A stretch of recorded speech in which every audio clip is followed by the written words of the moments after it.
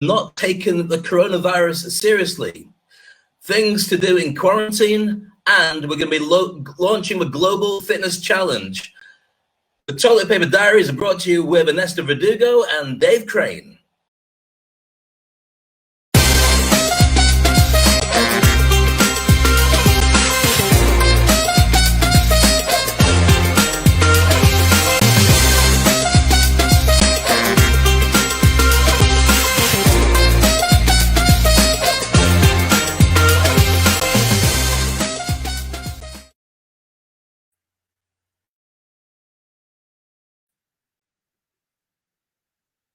Hi, hello everyone. This is Ernesto Verdugo, and I am incredibly happy to welcome you today to the Toilet Paper Diaries. We have right now. Whoa, hold on 1 second. We've got live TV and a man with thumbs pressing buttons. There we go. Okay, so here we are back live from Houston, Texas, and also there from Dubai. Dave Crane is there. So how are you, Dave? I'm good. I tell you what, though, the challenge of being in quarantine, or being in self-quarantine at least, is everything gets intensified. You feel like you're actually involved in being in a reality TV show with only a couple of people starring in it, with no commercial breaks. And thank goodness there aren't cameras everywhere. Because, yeah, if you're not going out, you're not interacting with other people, it's kind of a bit of a challenge. That's all I'm going to say. Okay, well, that's great. I agree with you. It's a very it's hard reality to actually swallow. And right now, one of the things that I was thinking about, which I also feel very much wanting to share today, was the story of people which are not taking this seriously. I mean, we are taking it seriously. We are here. We're here helping other people. We're trying to make sure that everybody is fine. By the way, I mean, I was having a conversation with Dave a moment ago, and we were just saying, well, one of the things that we need to do is to let everybody know that we are there to support you. And having that said, I've been really shocked with some people posting in social media that they are not taking this seriously, that this is a hoax, that this is just a joke. And that is really, I mean, I do not even know what to think about that. What are your thoughts, Dave? Well, I've got lots of thoughts on it, but I think we've got a video to illustrate the whole point. Do you want to run the video? Yes, absolutely. I was just going to come to your comments first, and then I was going to show the video. Here we go. Okay, so here we go, and go. If I get corona, I get corona. At the end of the day, I'm not going to let it stop me from partying. I've been waiting. We've been waiting for Miami spring break for a while. About 2 months we've had this trip planned. 2-3 months. So we're just out here having a good time. Whatever happens, happens. Like, it's really messing up with my spring break. What is there to do here other than go to the bars or the beach, and they're closing all of it? It's really messing up. I think they're blowing it way out of proportion. I think it's doing way too much. Doing us bad. We need a refund. This virus ain't that serious. It's serious. It's more serious things out there like hunger and poverty, and we need to address that. Yeah, I mean, we planned this a long time ago, and it was kind of up in the air if we still go, but like, we're here. I just turned 21 this year, so I'm here to party, so it's kind of disappointing, but we're just making the most of it. We met these other people in our little Airbnb spot, so we're just hanging out with them and trying to get drunk before everything closes. I mean, it sucks, but we're gonna make the best of it. We're enjoying ourselves. It sucks, and I'm from New Orleans, so this really sucks. However, we're gonna enjoy ourselves. We having day parties all day. It's my birthday, St. Patrick's Day. Turn up. We're just trying to roll with the boy. We're just living for the moment. We're just gonna do what happens when it happens. When stuff closes, we're gonna do it when it closes. But besides that, we're just trying to have the best trip we can. So what do you think of that craziness? I think it's just absolutely annoying. What happened? Did they suddenly all die, and that's why it stopped? Here's a challenge. if you are that age and you want to enjoy life, there's two things that occur to me. First of all, you don't think about that far ahead because why should you? You've never experienced anything else. And also, they probably have really good immune systems, so they might well be able to get away with carrying the virus and dealing with it. I think that one of the challenges for many other countries that have suffered worse, and I don't mean to go at anybody who's suffering. I feel for you, and I really don't feel that people should take the blame for this. But I do feel authorities have often been in denial about it, and they saw the fact that there was some kind of virus or some kind of war that they had to impose on their people as a sign of weakness. Now, this has been a challenge in many countries. I won't point out the ones, but there's a lot of countries that are in denial, a lot of countries that aren't testing, and a lot of countries that are now picking up the pieces of lots of people in body bags and coffins because they left it even a week before they could have told people. And in a week, how many people do you normally contact, go into meetings with, hug, kiss, chat, sit over and have dinner with, or go past on a busy metro or public transport? The countries that have suffered worst are the ones where they hadn't taken it seriously. So, unfortunately, I mean, we're talking about the UK, maybe a 12-week lockdown.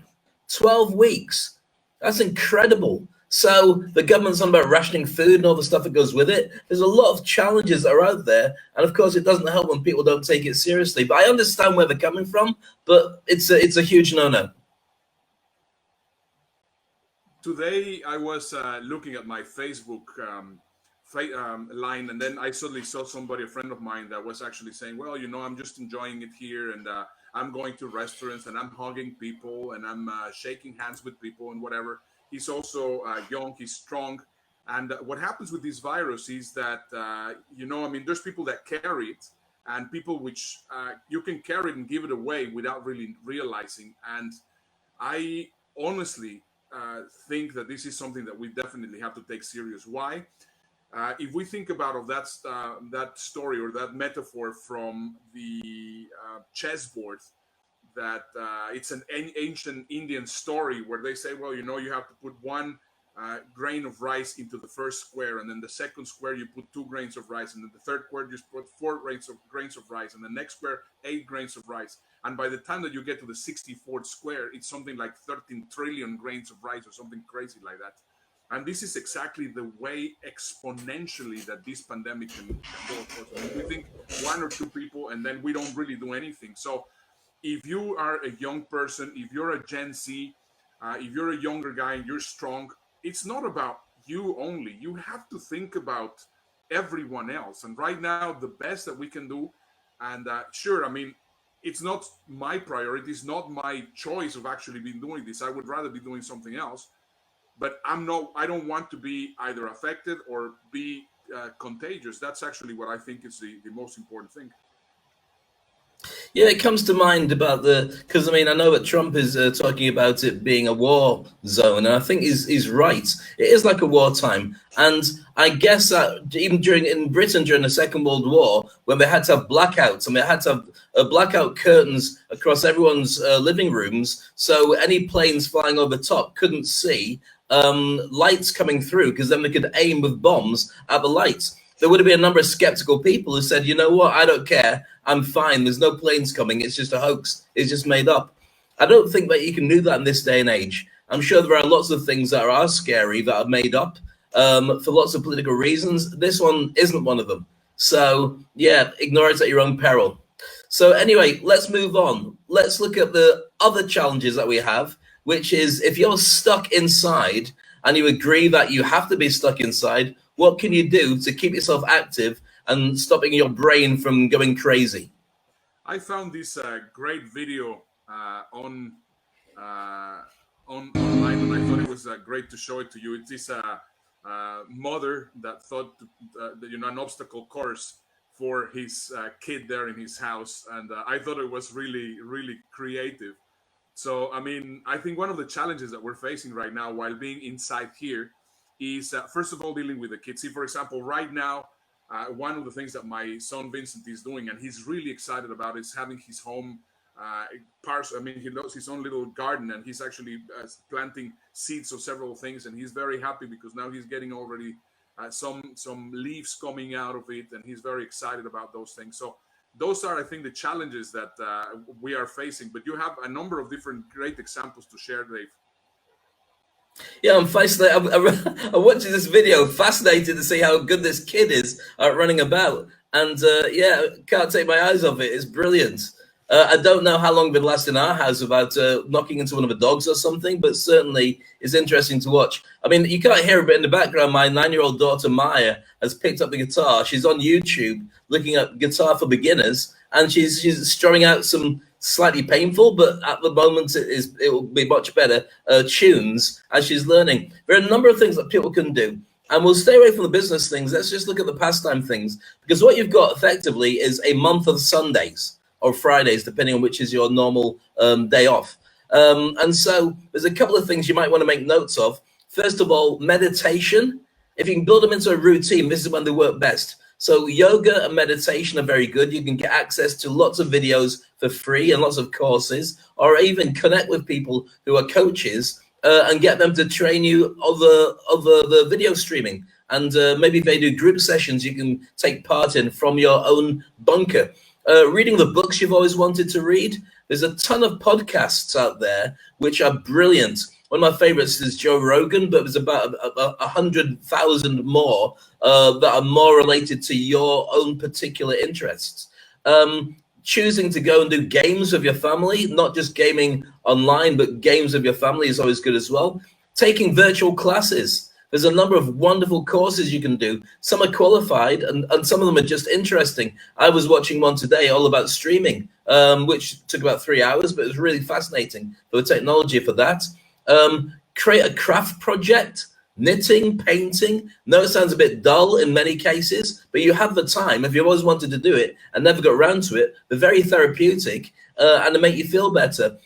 Baking, cooking, and as you mentioned, of course, with Vincent, creating an indoor garden. These are fascinating things that you can do, and every single day you get to see them grow, and you get better at it.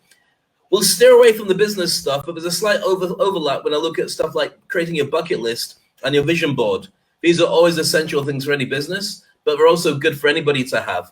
I think in the future episodes, we'll investigate further about a business bucket list or a business set of things you should be doing daily. But the more you can build them into your routine, the happier I think your day will be.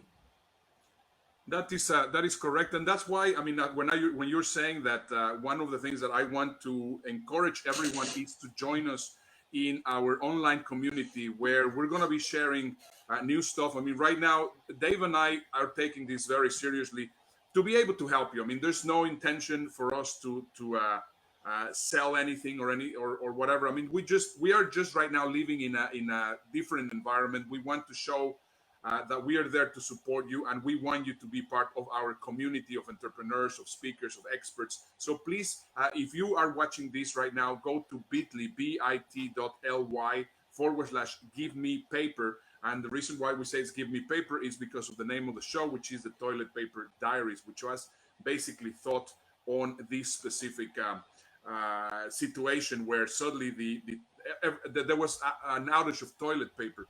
Now, talking about that, Dave, one of the things that we were commenting just before we went live, we started talking about those viral videos which are talking about the good things about the coronavirus, and we both of us have mixed feelings about them. So possibly you can share a little bit about them, and then let's show this video so that they can see exactly what we're talking about. Yeah, it's a difficult one to talk about because I know that everyone has to find their own perspective and their own way of getting through, and there's no right or wrong one as long as you're not hurting other people. It's your own way, your own path. But I think that it's very important to be mindful that there are a lot of people suffering, a lot of people being diagnosed, and it's not any fault of anybody. It's just a virus. And some people will die as a result of this. Some people have lost family members. So I'm very much in the camp that it's always good to find the silver lining with every cloud, But I think you've got to be mindful of the people that have been hurt or are suffering, and don't go out and say it's a good thing that we're all like this because a reset button is good because we're closer to family and blah, blah, blah. My thoughts are that you can do that, but you also have to have respect for those who are in quarantine, those whose businesses will not survive this, and for those who are actually diagnosed as positive. So with that, let's show a video, and I'll just be the worst downer messenger on. Thank you for shaking us and showing us we are dependent on something much bigger than we think. Thank you for making us appreciate the luxury we lived in, abundance of products, freedom, health, and realizing we were taking it for granted. Thank you for stopping us, to make us see how lost we were in the busyness, not having time for the most basic things. Thank you for allowing us to put aside all our problems we thought were so important and showing us what is actually important. Thank you for stopping the transport. The earth was begging us to look at the pollution for a very long time. We didn't listen. Thank you for all the fear. It has been a global disease for years, but not many of us wanted to face it. And now we have to face it and learn how to embrace it with love and with the support of our community. Thank you for this reevaluation of our lives. Thank you as we finally understand what it means that we are all connected. Thank you for the unity between all of us. We knew the world has to change. Thank you for helping us to undermine everything and giving us a chance to build the world from the very beginning. This virus is part of us. It's between us, in us. It connected us all, either physically or energetically. Gratitude supports the immune system, but also lets us see things from many perspectives. And it's up to us which perspective we will choose, but best is to be aware of all of them.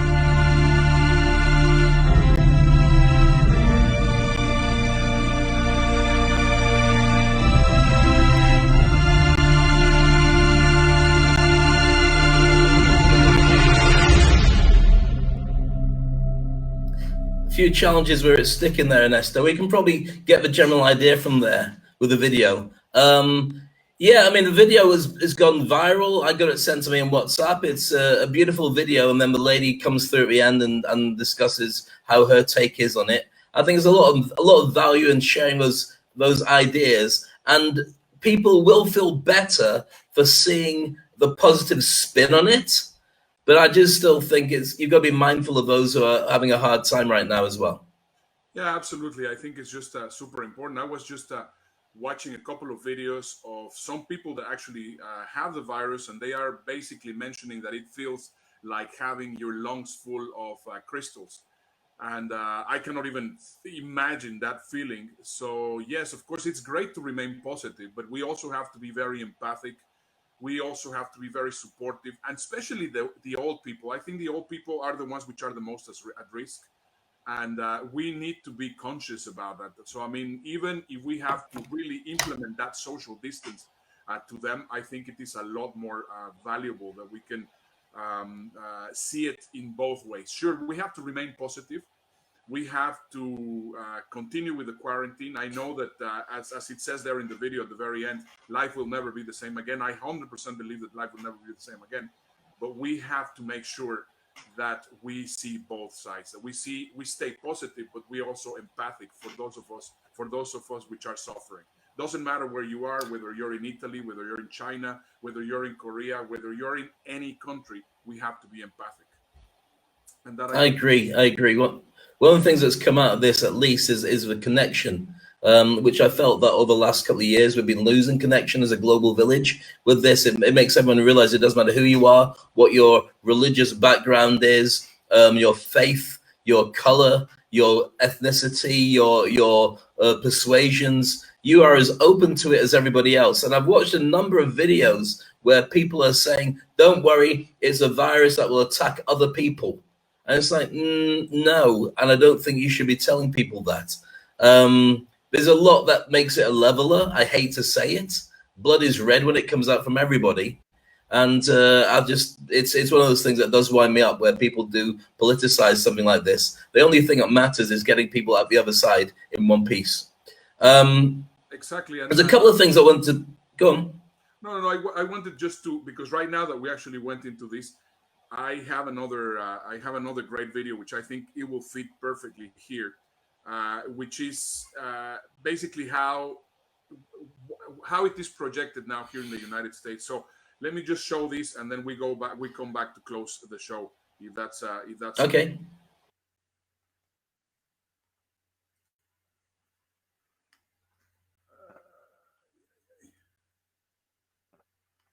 Sorry for that. An exam on how we view one another. Do we see only ourselves, or do we get the bigger picture? Those Gen Z types partying on the beach could use some corrective lenses. And for the TP hoarders, you know who you are. Seriously? On the other hand, hip hip hooray for the folks in the grocery stores and pharmacies and the people who resupply them. And for those on the front lines, nurses, paramedics, PAs, and doctors, gratitude is not a good enough word to express our appreciation. And also thanks to their families, who know with every patient comes some risk. Finally, to the social distance superstars, who realize keeping your distance is the best way to slow the virus. Indeed, our best expression of loving your neighbor. Maybe we should call it 2020 Vision. Harry Smith, NBC News.